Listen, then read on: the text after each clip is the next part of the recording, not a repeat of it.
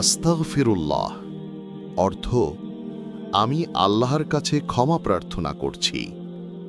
সবচেয়ে ছোট ইস্তেগফার, অথচ কত শক্তিশালী। যারা নিয়মিত এই তাসবিহ পাঠ করেন তাদের কল্পনায় থাকা অসম্ভব দোয়াগুলো সম্ভব করে দেওয়ার দায়িত্ব স্বয়ং আল্লাহর। যারা এর কারামাত বুঝেছেন তারা একে কারামাতের তাসবিহ বলে থাকেন। এমনও অনেকে আছেন আস্তাগফিরুল্লাহ পড়তে পড়তে মুস্তাজাবুদ্দা হয়ে গেছেন, হতাশায় ভুগছেন, অভাবে আছেন, গোনাহের কাজে অভ্যস্ত, উত্তম জীবনসঙ্গী খুঁজছেন, দোয়া কবুল হচ্ছে না।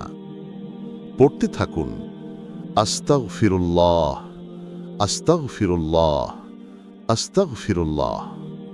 এই তাসবিহ সম্পর্কে আমাদের নবী সাল্লাল্লাহু আলাইহি সাল্লাম বলেন, সুসংবাদ তার জন্য যে তার আমল নামায় অনেক ইস্তেগফার পেয়েছে।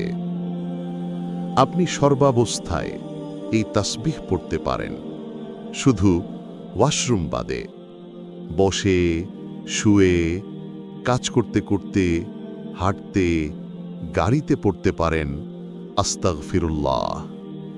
এর উসিলায় যখন একদিন মহান রব্বুল আলামিন আপনার দোয়া কবুল করে নিবেন, সেদিন আপনার চোখ জোড়া ভিজে উঠবে আনন্দের অশ্রুকণায় ইনশাল্লাহ।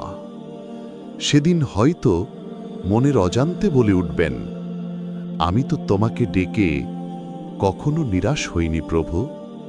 সূরা মারিয়াম আয়াত 4।